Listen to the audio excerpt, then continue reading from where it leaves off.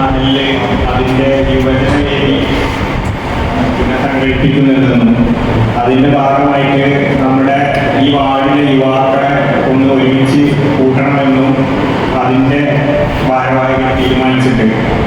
നമ്മുടെ നാട്ടിൽ അങ്ങനെ പരിപാടി ഇവിടെ നടത്തണമെന്നുണ്ടെങ്കിൽ നമ്മൾ എങ്ങനെ അത് നടത്തണമെന്ന് ഒരു പ്ലാനിങ് യോഗം പോലെ ഒരു 1.5 ആഴ്ച മുമ്പ് സലീം മമ്പാട് സാഹിബ് നമ്മുടെ പള്ളിയിൽ വരുന്ന 4-5 ആളുകളെ സ്ഥിരം കാണുന്ന 4-5 ആളുകളെ വിളിച്ച് ചേർത്ത് ഒരു ആലോചന യോഗം നടക്കേണ്ടത്.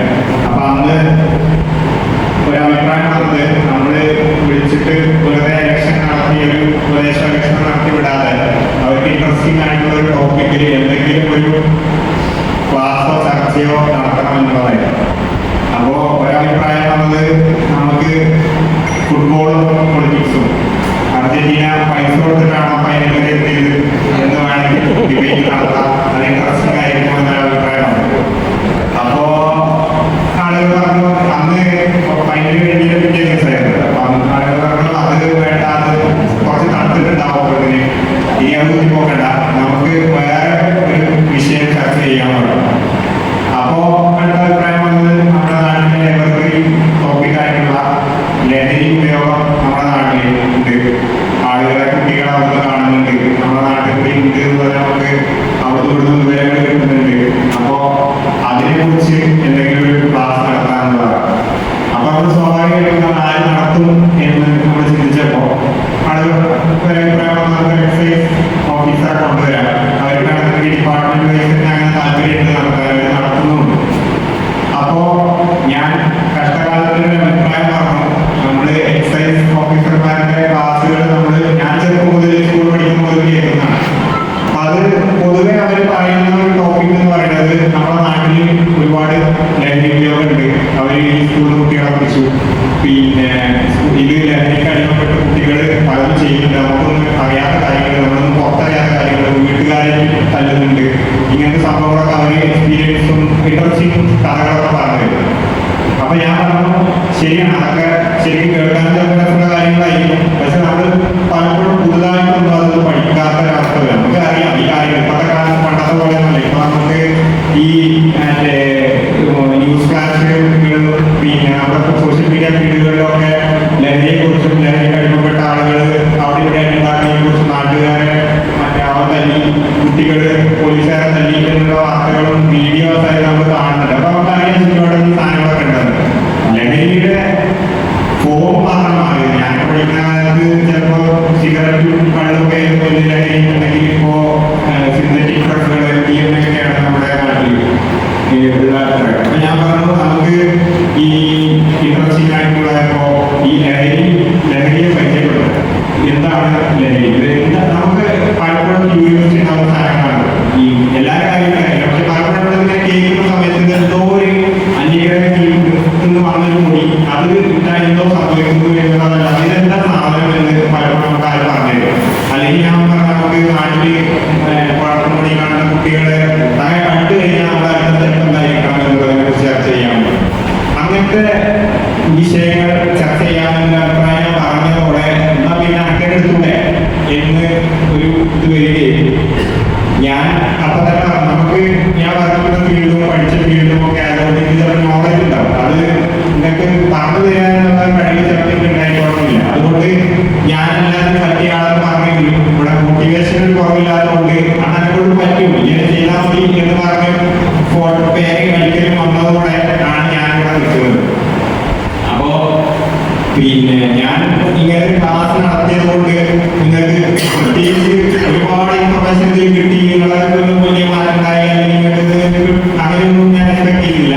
വളരെ വേറെ നിയമം നിങ്ങൾ നാളെ ടി വി കാണുന്ന സമയത്ത് ഇതെന്താണ് സാധനം, ഇതെന്താണ് ഈ ആളുകൾ എന്തിനാണ് ഇങ്ങനെ ക്രേവ് ചെയ്യുന്നത് എന്ന് മനസ്സിലാക്കാൻ, അല്ലെങ്കിൽ നാളെ കള്ളുകുടി അല്ലെങ്കിൽ ഹാൻഡ്സ് വെക്കല്, സിഗരറ്റ് എന്നുള്ള സാധനങ്ങളൊക്കെ എന്താണ് ശരിക്കും നമ്മുടെ ശരീരത്തിൽ സംഭവിക്കുന്നത് എന്നുള്ളതിനെ കുറിച്ച് വളരെ ലഘുവായിട്ടുള്ള ഒരു ചർച്ച മാത്രം, ഒരു അത് മാത്രമാണ് ഇത്. വളരെ ബേസിക് ആയിരിക്കും, വളരെ ജനറിക് ആയിരിക്കും. ഞാൻ ഇതിന്റെ ടെക്നിക്കൽ ടെർമുകൾ പറയാൻ പലപ്പോഴും നിങ്ങൾക്ക് മനസ്സിലാവില്ല. അത് ഒബ്വിയസ്ലി ഞാൻ ഞാൻ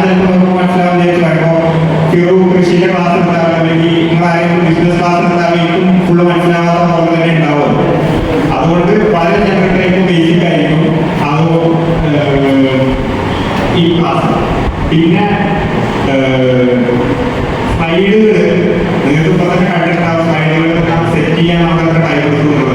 അതിന്റെ പ്രശ്നം ഒരു പ്ലാനിങ് കുറവുണ്ടാകാൻ കാരണം എന്താണെന്ന് വെച്ച് കഴിഞ്ഞാൽ പിന്നെ സ്ലൈഡ് ഞാൻ ശരിക്ക് ഇന്നലെ ഉച്ചക്ക് ആണ് ഉണ്ടാക്കിയത്.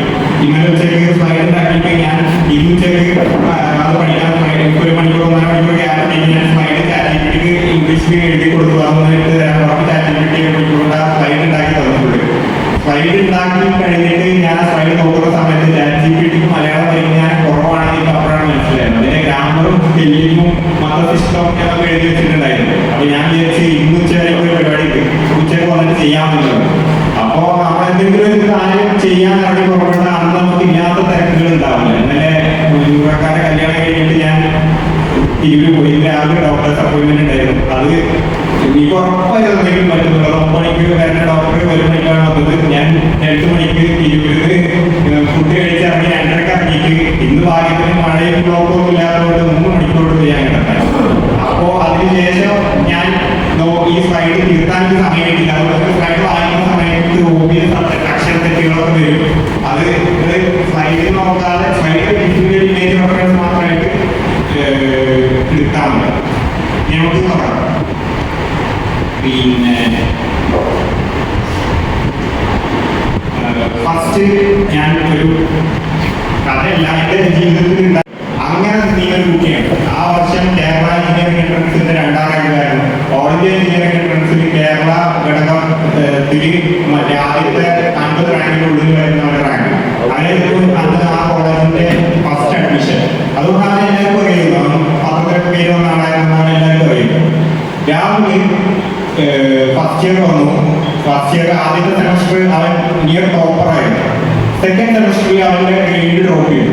തേർഡ് സെമസ്റ്റർ അതായത് സെക്കൻഡ് ഇയർ ആവുന്ന സമയത്ത് അവൻ്റെ ബാച്ച് മാറി ബ്രാഞ്ച് ആയതുകൊണ്ട് സെക്കൻഡ് ഇയർ ആയപ്പോൾ ഞാൻ കാണലും തുടങ്ങി. സെക്കൻഡ് ഇയർ എന്തായപ്പോൾ ഈ മനസ്സിലായത് അത്യാവശ്യം കണ്ട് മറ്റേ വെള്ളമടിക്കുന്നുണ്ട്. കാരണം അതിനെ കാണുന്ന ഒരു സ്മെല്ലുണ്ട്. പക്ഷെ നമ്മുടെ കോളേജിൽ വെള്ളമടിക്കുന്ന പറയുന്നത് വലിയ അൺഹേർഡ് നല്ല ആൾക്കാരും പലരും ചെയ്യുന്നതായിട്ട് നമുക്ക് കുട്ടികളൊക്കെ അങ്ങനെ സാധനങ്ങളൊക്കെ ഉണ്ട്. ആ വർഷം ലാസ്റ്റ് ആയപ്പോഴത്തേക്ക് അവൻ മെലിഞ്ഞു ഉണങ്ങുന്നതാണ് ശ്രമിച്ചത്. അപ്പൊ ബേസിക്കലി ആരും ചോദിച്ചപ്പോൾ പറഞ്ഞു അവൻ നല്ല കഞ്ചാവാണ്. കാരണം അവിടെ കോളേജിൽ അത്യാവശ്യം സുലഭമായതുകൊണ്ട് നല്ല കഞ്ചാവാണ്. തേർഡ് ഇയർ കഴിയുന്ന സമയത്ത് അവൻ ഇയർബാക്കായി. അതായത് ക്ലാസ്സിൽ പോവാത്തത് കൊണ്ട് അവനെ എക്സാം എഴുതാൻ സമയത്താത്തത് കൊണ്ട് അവൻ ആ മറ്റേ ഈ വർഷം അവന് പോയി. പിന്നെ ഒബിയസ്ലി ഞാൻ 5 ഇയറൊക്കെ ആയപ്പോൾ അവന് 1-2 വട്ടം മൊത്തം വർഷത്തിൽ കണ്ടതുള്ളൂ.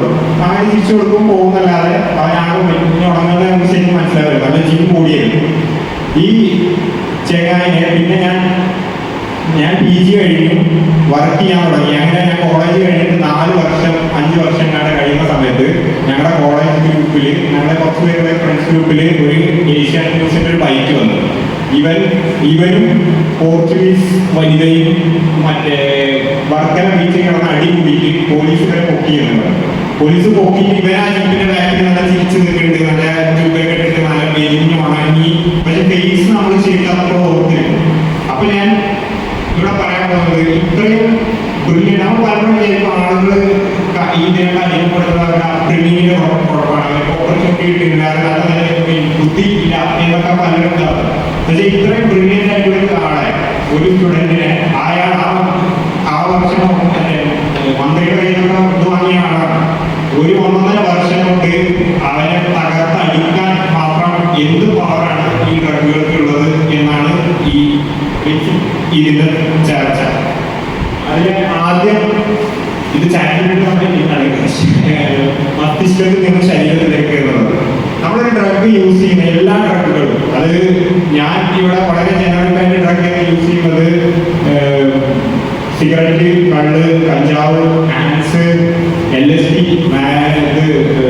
MDMA, കൊക്കൈൻ, ഹാഷ്, ഹെറോയിൻ തുടങ്ങി എല്ലാ സാധനങ്ങൾക്കും വളരെ ബേസിക് ആയിട്ടുള്ള ചില പ്രോപ്പർട്ടി ഉണ്ട്. അത് ആദ്യം എഫക്ട് ചെയ്യുന്നത് നമ്മുടെ ബ്രെയിനാണ്. ബ്രെയിനിൽ നിന്നാണ് അത് ശരീരത്തിലേക്ക് എത്തുന്നത്. ഈ ബ്രെയിനിനെ ഇത് എങ്ങനെ അഫക്ട് ചെയ്യുന്നു എന്നുള്ളത് വളരെ കോമൺ ആയിട്ടുള്ള ജനറൽ പാത്വേകളുണ്ട്.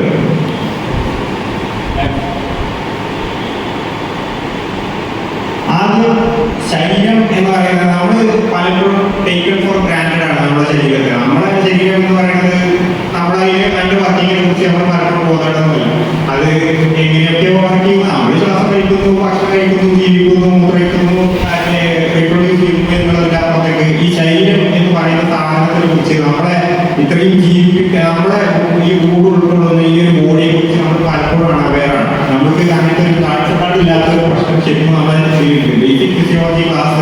ശരിക്കും എല്ലാ സ്റ്റുഡൻസിനും കിട്ടണം എന്നുള്ള അഭിപ്രായമാണ്.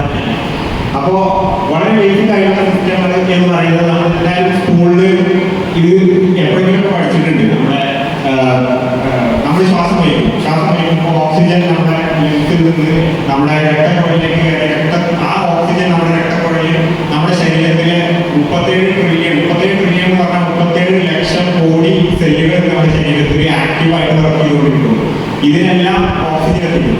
ഈ ഓക്സിജൻ ഉപയോഗിച്ചിട്ട് എന്ത് ചെയ്യുന്നത് വെച്ച് കഴിഞ്ഞാൽ നമ്മൾ കഴിക്കുന്ന ഫുഡിൽ ചോറ് നമ്മൾ കഴിക്കുമ്പോൾ അത് കാർബോഹൈഡ്രേറ്റ് ആക്കി നമ്മൾ വയറ്റും അതിനെ സ്മോളിൽ നിന്ന് കഴിഞ്ഞാൽ അത് ഗ്ലൂക്കോസ് ഉണ്ടാക്കണം. ഈ ഗ്ലൂക്കോസിനെ നമ്മുടെ ഈ എല്ലാ സെല്ലുകളിലും ഈ രക്തം അത് അബ്സോർബ് ചെയ്തെത്തിക്കും. ഈ രക്തം അബ്സോർബ് ചെയ്തെത്തിക്കുന്ന ഓക്സിജൻ കിട്ടിക്കഴിഞ്ഞാൽ സെല്ലുകൾ സ്വന്തമായിട്ട് ഒരു ഫാക്ടറി പ്രവർത്തിപ്പിക്കണം. ആ ഫാക്ടറിയിൽ നിന്ന് പ്രോട്ടീനുകൾ ഉണ്ടാക്കും. ഏത് സെല്ലാണോ ആ സാധനം ചെയ്യുന്നത് അതിന്റെ പ്രവർത്തനം ചെയ്യും. അപ്പൊ അത് ഹൃദയ സെല്ലാണെങ്കിൽ അത് പിടിക്കുന്നു, നമ്മുടെ കണ്ണിന്റെ സെല്ലാണെങ്കിൽ അത് ലൈറ്റ് കാണുമ്പോൾ സെൻസിറ്റീവ് ആവും. അങ്ങനെ എല്ലാ സെല്ലുകളും വർക്ക് ചെയ്യുന്നത് വളരെ ഈ ഒരു ബേസിക് പ്രോസസ് എന്ന് പറയുന്ന സാധനം നമ്മുടെ ശരീരത്തിൽ നടന്നുകൊണ്ടിരിക്കുന്ന ഒരു സാധനമാണ്. അപ്പോൾ ഈ ബേസിക് പ്രോസസ്സിനെ ആൾട്ടർ ചെയ്യാൻ കപ്പാസിറ്റി ഉള്ള എല്ലാ സാധനങ്ങളെയും നമ്മൾ ഡ്രഗ്സ് എന്ന് വിളിക്കുന്നു.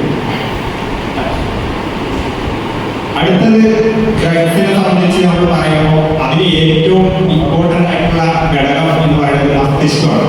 നമ്മുടെ മസ്തിഷ്കം അഥവാ ബ്രെയിൻ എന്ന് പറയുന്ന സാധനം ശരിക്കും ഒരു സൂപ്പർ കമ്പ്യൂട്ടറാണ്. നമ്മൾ പലപ്പോഴും പറയും ബ്രെയിനെ റിപ്ലേസ് ചെയ്യും. നമ്മുടെ എല്ലാവരും കാട്ടിലൊക്കെ ശരിയാണ്. നമ്മൾ 10,000 കോടി 100,000 കോടി എന്ന് അടിച്ചു കൊടുത്താൽ നമുക്കറിയാം ഏതിന്റെ കണക്കും ഡിനോമിനേറ്ററും സാധ്യത നമുക്ക് സാധനങ്ങൾ മൾട്ടിപ്ലിക്കേഷൻ ഡിവിഷനൊക്കെ വരക്കാം. നമ്മൾ വിചാരിക്കും നമുക്ക് അത്ര ഉപയോഗമില്ല എന്നുള്ളത്. നമ്മളെക്കാട്ടും എന്തോ പവർഫുൾ സാധനമാണെന്നുള്ളത്.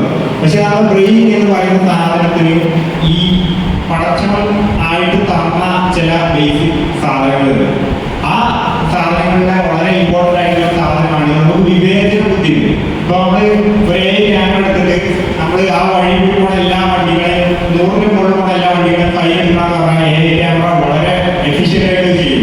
101 പോയി കഴിഞ്ഞാൽ ഏ ക്യാമറ പിടിക്കും, എന്നിട്ട് ഫൈൻ അടിച്ച് വിട്ട്. എന്നാൽ ഒരു പോലീസുകാരൻ അവിടെ എത്തി കഴിഞ്ഞാൽ അയാൾ ചിലപ്പോൾ 100ന്റെ മുകളിൽ 4 ഫസ്റ്റ് നോക്കിയിട്ട് 100ആണോ 100ആണോ പറയാൻ അവകാശം ഉണ്ടാവില്ല.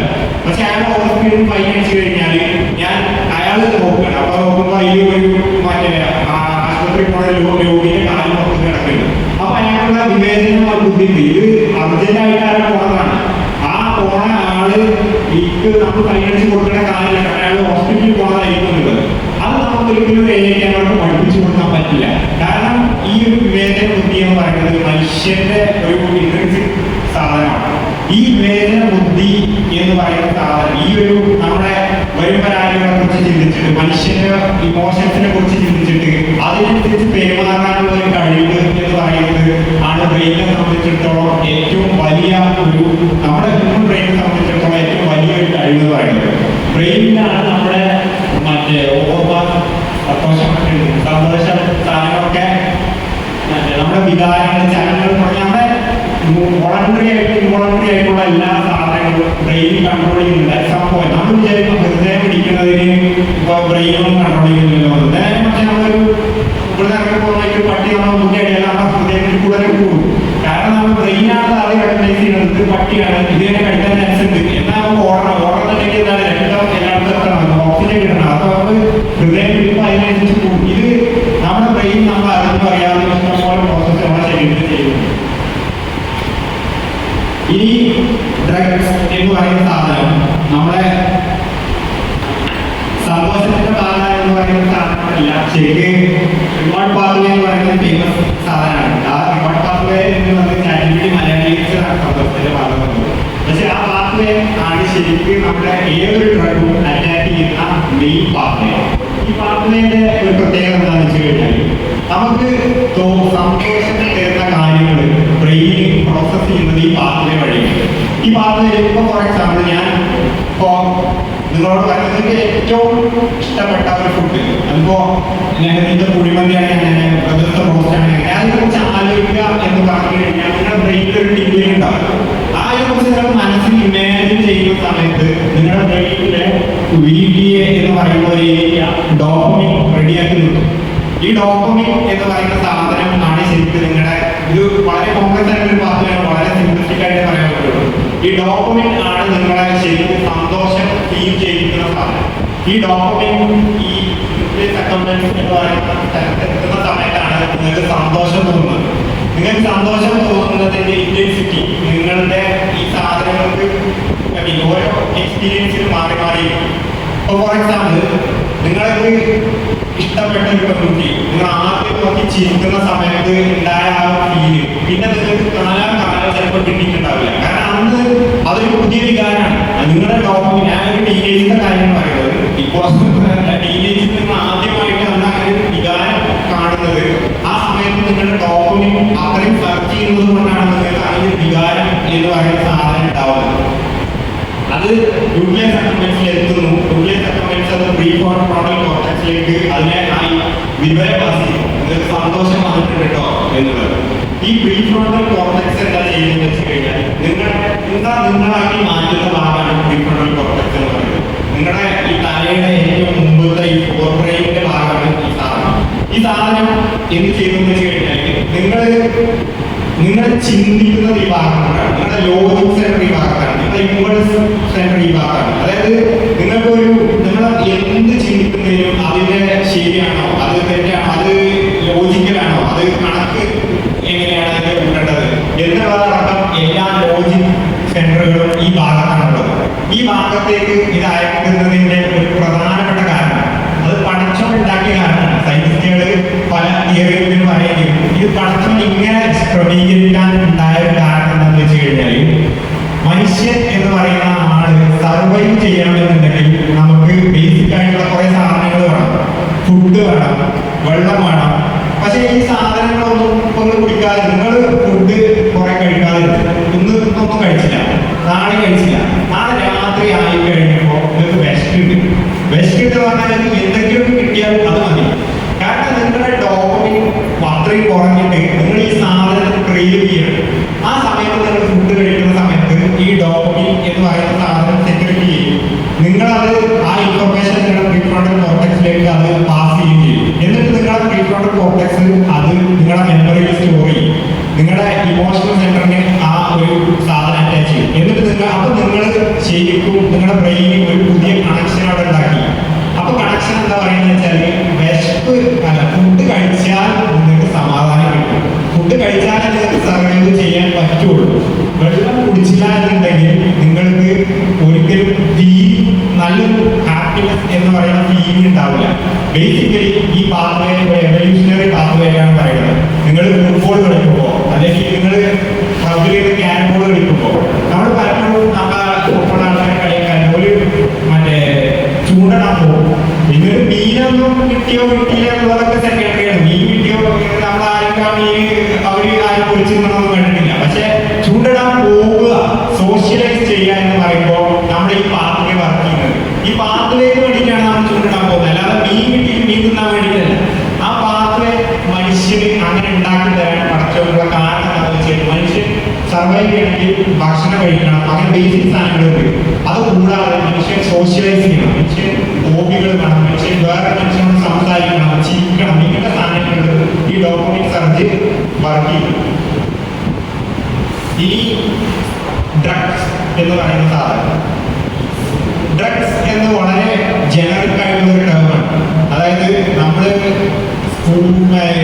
ഇംഗ്ലീഷ് ലാംഗ്വേജിൽ ഡ്രഗ്സ് എന്ന് പറഞ്ഞു കഴിഞ്ഞാൽ ഈ ബോഡിയുടെ നാച്ചുറൽ പ്രവർത്തന രീതിയെ ഇൻഫ്ലുവൻസ് ചെയ്യാൻ കഴിയുന്ന ഏതൊരു കെമിക്കലിനെ നമ്മൾ ഡ്രഗ് എന്നാണ് വിളിക്കുക.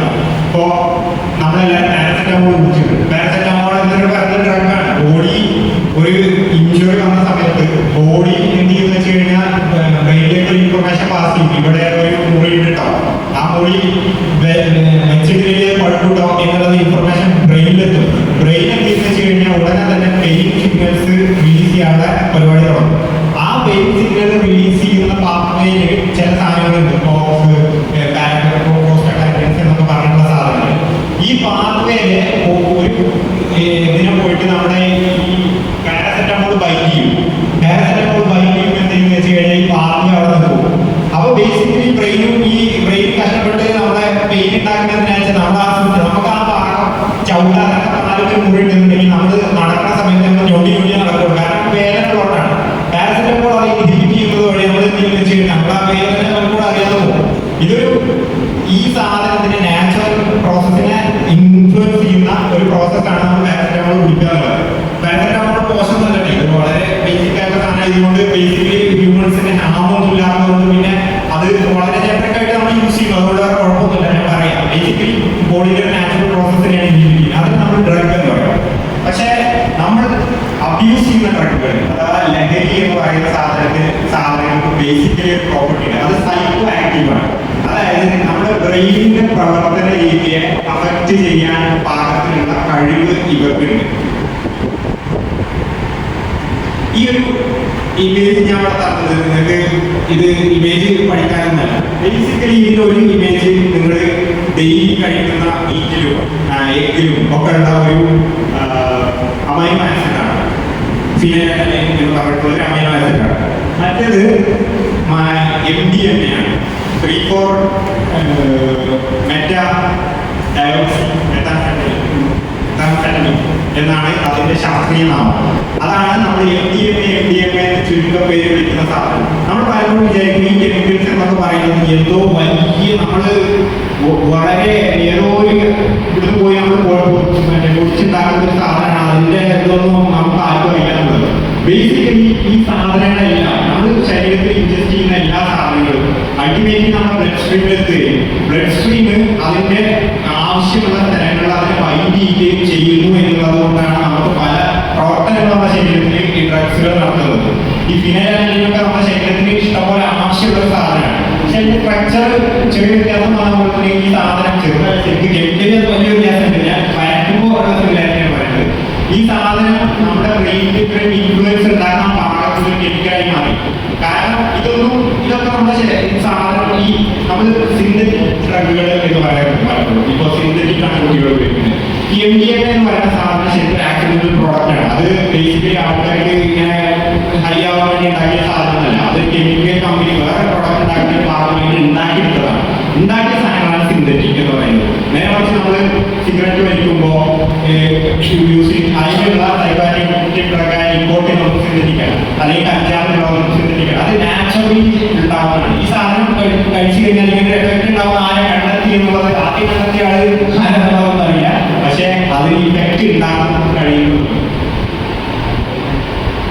ഇനി നമ്മള് മെയിൻ ഈ സ്ലൈഡിൽ 2 സ്ലൈഡേ ഉള്ളൂ മെയിൻ എന്റെ ടോപ്പിക്കിലുള്ളത്.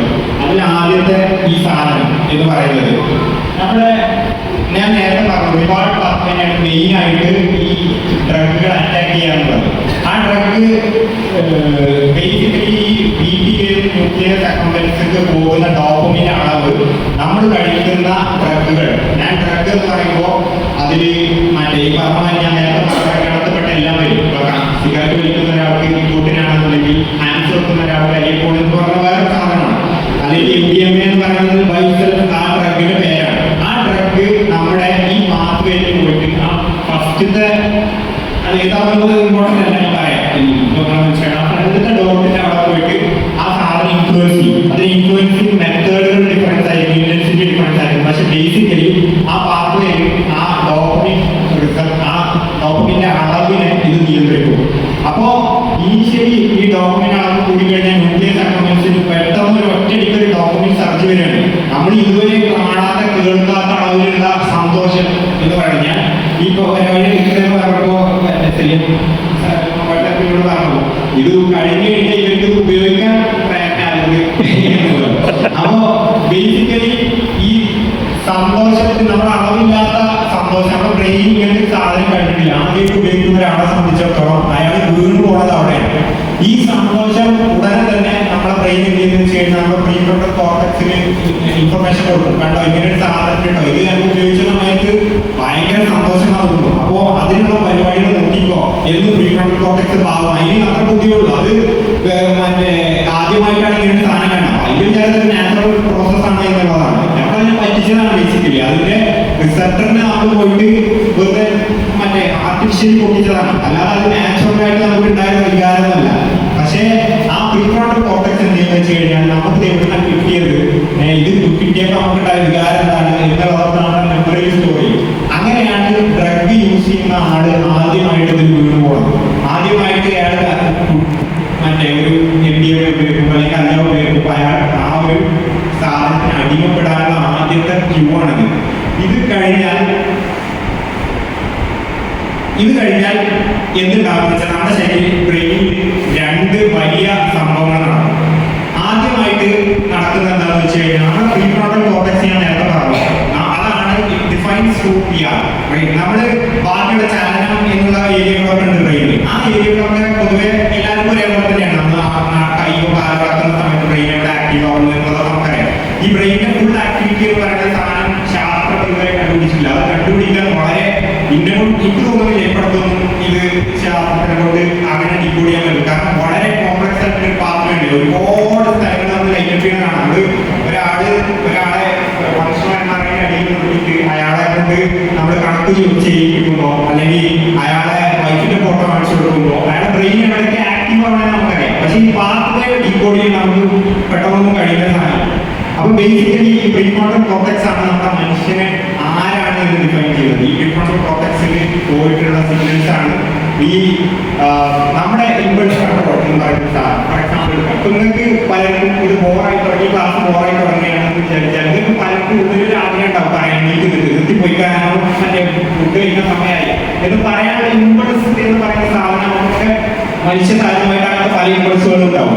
പക്ഷെ നമ്മളതൊന്ന് ആക്ട് ചെയ്യാത്തതെന്ന് വെച്ച് കഴിഞ്ഞാൽ ഈ ഭാഗത്ത് നമ്മുടെ വരും പരാജയങ്ങളെ കുറിച്ചുള്ള ഒരു ചർച്ച നമ്മുടെ ബ്രെയിനോടെ നടത്തിക്കൊണ്ടിരിക്കേണ്ടി ഫ്രണ്ടിലേക്ക് മുമ്പിനെ കുറിച്ച് എന്താ വിചാരിക്കുക. ഇത്രയും ആൾക്കാരെ ഞാൻ ഒരു അഭിപ്രായം പറഞ്ഞു കഴിഞ്ഞാൽ എന്ന് വിചാരിച്ചിട്ടാണ് ഇമ്പൾസ് ഈ ഫ്രോണ്ടലിൽ കൺട്രോൾ ചെയ്ത് വെച്ചിരിക്കുന്നത്.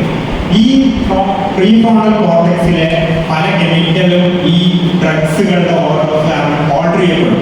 ഓർഡർ ചെയ്യപ്പെടുമെന്ന് പറഞ്ഞു കഴിഞ്ഞാൽ അത് കമ്മ്യൂണിക്കേറ്റ് ചെയ്യുന്ന രീതിയിലുള്ള പല ഭാഗങ്ങളും പല കെമിക്കൽ പാത്വേസിനെ അത് ഇന്റർഫിയർ ചെയ്യാൻ തുടങ്ങും. നമ്മൾ പലപ്പോഴും വിചാരിച്ചിട്ടില്ല ഈ ഡ്രഗ്സ് ഉപയോഗിക്കുന്ന ആളുകൾ ഈ പോലീസിനെ തല്ലുന്നു. പലപ്പോഴും ഹെൽമെറ്റ് ഒക്കെ എല്ലാത്തിനും പോലീസിനെ പിടിച്ചാൽ ചിലപ്പോൾ പോലീസിനെ തല്ലാനൊക്കെ ചിലർക്ക് തോന്നിയിട്ടുണ്ടാവും.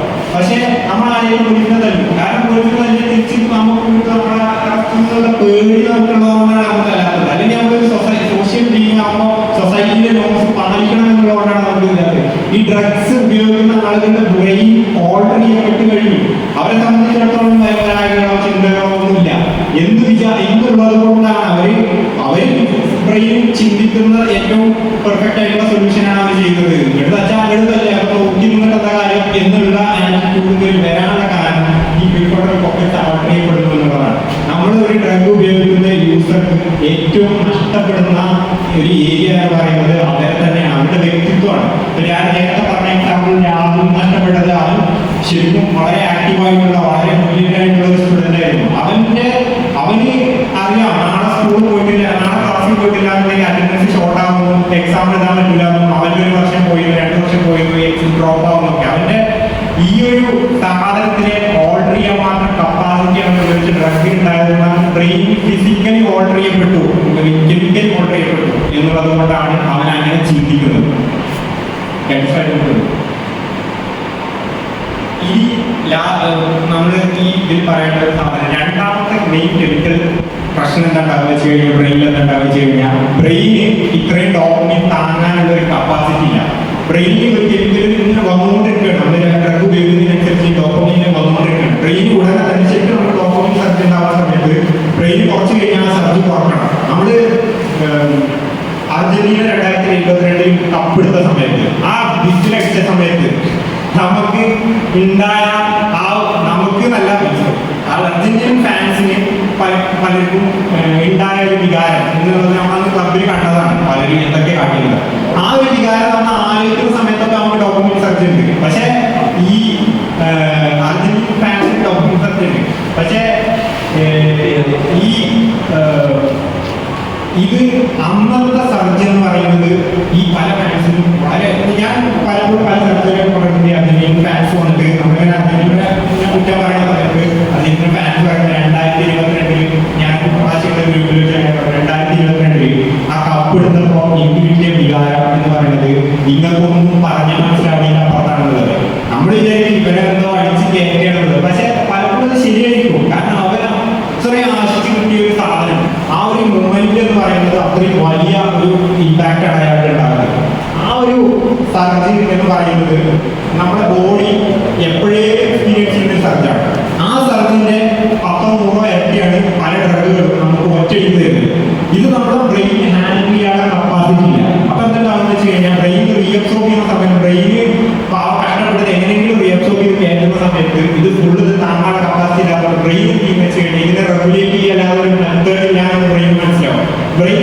കഴിഞ്ഞാൽ ഡോപ്പമിൻ റിസപ്റ്റേഴ്സ് ന്യൂക്ലിയസ് അക്കൗണ്ട്സിലുള്ള ഡോപ്പമിൻ റിസപ്റ്റേഴ്സിന്റെ എണ്ണം കുറക്കും.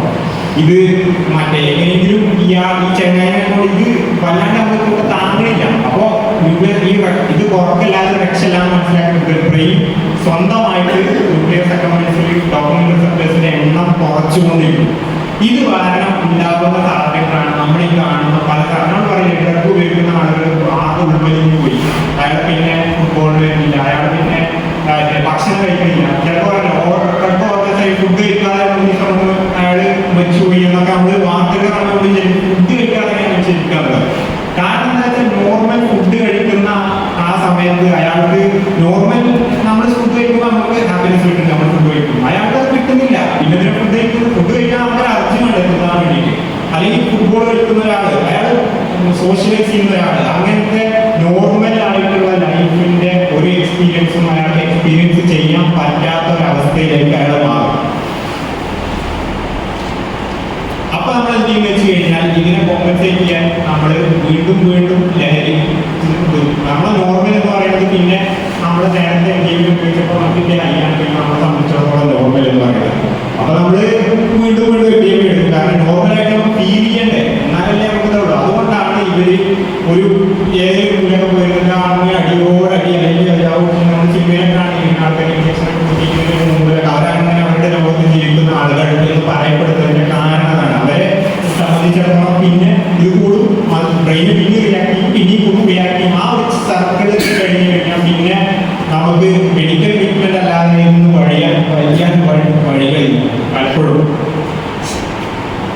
ഇനി ഫൈനലി നമ്മൾ ഈ ഡ്രഗ്സിനെ കുറിച്ച് പറയുമ്പോൾ ഞാൻ ഇപ്പോൾ പറഞ്ഞത് വളരെ ജനറിക് ആയിട്ടുള്ള സാധനം ഞാൻ പറഞ്ഞു. ഇത് പലപ്പോഴും ഇന്റൻസിറ്റി വ്യത്യാസമുണ്ട്. DMA LSD കിട്ടുന്ന സാധനമല്ല ആൻസോ സിഗരറ്റ് വലിച്ചാലുണ്ടാവുന്നത്. പക്ഷേ നമ്മൾ അഡിക്റ്റ് ആവുന്ന പാത്വേ ഏകദേശം സിമിലറാണ്. നമ്മൾ ഇതുകൊണ്ടാണ് സിഗരറ്റ് വലിക്കുന്ന ഒരാളെ സംബന്ധിച്ചിടത്തോളം ഒരു ദിവസം വലിക്കാതെ ഇരിക്കുമ്പോൾ അയാൾക്ക് കിട്ടുന്ന ഒരു മുട്ടുണ്ടായിരുന്നു വലിക്കാൻ വേണ്ടിയിട്ടുള്ള ഒരു ത്വര. ആ ത്വര വരുന്നത് ബേസിക്കലി ഈ പാത്വയാണ്. ഈ ഡോപ്പമിന്റെ കുറവ് കൊണ്ടാണ് അയാൾക്ക് അങ്ങനെ ഒരു ത്വര വരുന്നത്.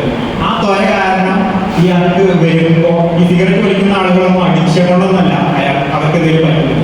അവർക്കെതിരെ പറ്റുന്ന അവരുടെ ശ്വാസകോശം. ഈ നമ്മുടെ ശ്വാസകോശം എന്ന് പറയുന്നത് നമ്മൾ ഈ പോത്തിനെ കറങ്ങുന്ന സമയത്ത് നമ്മൾ ശ്വാസകോശം കണ്ടിട്ടുണ്ടാവും. വളരെ റെഡിഷ് വൈറ്റ് ആയിട്ടുള്ള ഒരു സാധനമാണ്. സിഗരറ്റ് വലിക്കുന്ന ഒരാളുടെ ശ്വാസകോശം എന്ന് പറഞ്ഞു കഴിഞ്ഞാൽ ഞാനിവിടെ ഇമേജ് ഇട്ട് കഴിഞ്ഞാൽ ചിലപ്പോൾ നിങ്ങൾ ഭക്ഷണം കഴിക്കില്ല. അങ്ങനത്തെ കട്ട താറുകളൊക്കെ സിഗരറ്റ് എടുത്ത് അവിടെ ശ്വാസകോശത്തിൽ നിന്ന് കാണുന്ന ഇമേജ് വീഡിയോ ഒബ്സർവേഷൻ പോലെ കിട്ടും. പൊളിച്ചു നോക്കുന്ന സമയത്ത് മെച്ചൊക്കെ വേണ്ടി പൊളിച്ചു നോക്കുന്ന സമയത്ത് അവിടെ ടാറ് പോലെ കെട്ടിക്കിടക്കും. ശ്വാസകോശം എന്ന് പറഞ്ഞാൽ വളരെ സ്പോഞ്ചി ആയിട്ടുള്ള സാധനം. അങ്ങനെ വെള്ളം നമ്മുടെ ശ്വാസം വലിച്ചാൽ മൂന്നാണ് പൊങ്ങിയ വരുന്ന സാധനമാണ്. ആ ഈ ഭാഗം ഒക്കെ താറ് പോലെ കട്ടയായി വരുന്ന ഒരവസ്ഥ വരും. ബാക്കി COPD ഹാർട്ട് നമ്മുടെ രക്തപ്രവാഹം ഇങ്ങോട്ടും കൊണ്ടുപോകാൻ കപ്പാസിറ്റി ഒരു സാധനമല്ല. പക്ഷെ അത് കൊണ്ടുപോകുന്ന വഴി രക്തപ്രവാഹം കട്ടു വരുന്ന അവസ്ഥയൊക്കെ വരും. ഇനി ബേസിക്കലി നമ്മൾ ഇതൊരു റെഫറൻസ് ആണ് ഓരോന്നും ഇതിനൊക്കെ അഫക്ട് ചെയ്യുന്നത്. ഇത് ആവശ്യമൊന്നും ഇല്ലാത്തവരോട് അതിന്റെ ചെയ്യാം. ഇനി ഫൈനലി എനിക്ക് പറയാനുള്ളത്, നമ്മൾ ഇത്രയും നെഗറ്റീവ് പറഞ്ഞിട്ട് അൾട്ടിമേറ്റ്ലി ഒരു ഹോപ്പ് പറയാത്ത ഇരിക്കാൻ പാടില്ലല്ലോ. നമ്മുടെ ശരീരം എന്ന് പറയുന്ന സാധനം നമ്മൾ എക്സ്പെക്ട് ചെയ്യുന്നതിന്റെ അപ്പുറത്ത് നിങ്ങൾക്ക് വേണ്ടി വർക്ക് ചെയ്യുന്ന ഒരു സാധനമാണ്. നിങ്ങൾ എത്രയൊക്കെ അതിനെ അപേക്ഷിച്ച് ചെയ്താലും ശരീരം, നിങ്ങൾ ഇന്ന് സിഗരറ്റ് ഒരു 10 വർഷം സിഗരറ്റ് വലിച്ച ഒരാളാണ്.